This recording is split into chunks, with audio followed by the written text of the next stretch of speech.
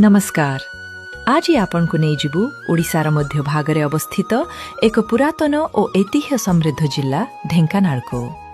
यह प्राचीन गड़जात राज्य तथा राज्यर एक पुरातन जिला। यह गड़जात राजा ढेंका सबरंक द्वारा स्थापित होइथिला इतिहास कहे। ढेंकानाल ढेंका सबरंक नाम रे जने सबर राजांक द्वारा शासित होउथिला। गजपति प्रतापरुद्र देवंक सेनापति हरिसिंह विद्याधरंक ठारू झेंका परास्त हेबा परे ढेंकानाल गड़जात गजपतिंक अधीन को आसीथिला। ढेंकानाल निज इतिहास रे अनेक घटना देखिछि।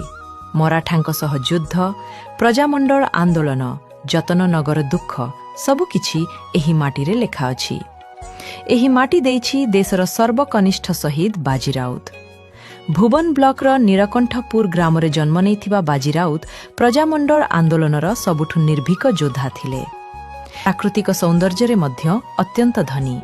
एहार पर्वपर्वाणी, मेला, परंपरा सबु मिसी एहाकु अलग। ढेंकानाल लोकप्रिय पर्व जोरंदा महामेला, भुवन दशहरा बलद जात्रा, ढेंकानाल लक्ष्मी पूजा, भूमि पूजा। भुवन बुली आसिले देखिबे कपिलास जोरंदा, सप्तसज्जा, सापुआ डैम, कुआलो, अष्टशंभु मंदिर, ढेंकानाल राजप्रसाद, दंताधर, सरांग, अनंत शयन प्रतिमा।